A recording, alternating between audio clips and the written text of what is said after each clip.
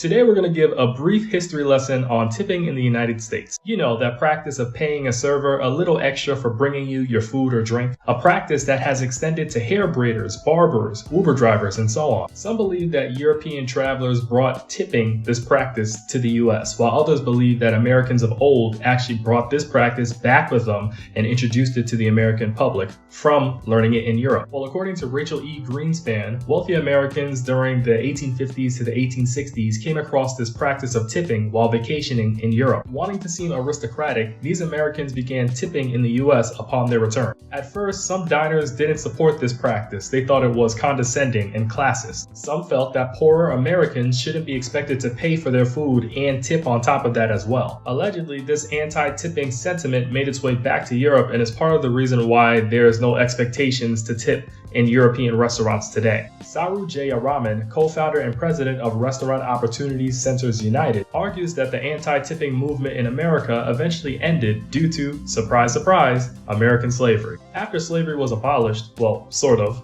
and the Civil War ended, black people, now free, well, sort of, had limited opportunities in the types of jobs they could get. Many black people who weren't sharecroppers found jobs as servants, waiters, barbers, and railroad porters. Those black people who were waiters or railroad porters were subject to conditions in which their employers didn't pay them so long as they got a small tip from guests. In other words, black people who were waiters, waitresses, or railroad porters were not paid by their employers so long as the guests at these establishments tipped them. By 1915, there were many states that passed laws against tipping. Laws were made that were meant to discourage white people from tipping, instead of for black people, former enslaved blacks, being paid for their services. But by 1926, these laws were rolled back. Today, tipping in the United States is widely recognized, and if you're working in the restaurant industry in the United States and receive tips, more than likely your minimum wage salary is going to be lower than average. I can get into the politics behind tipping in another video, but there you have it. Tipping in the United States, much like many other things,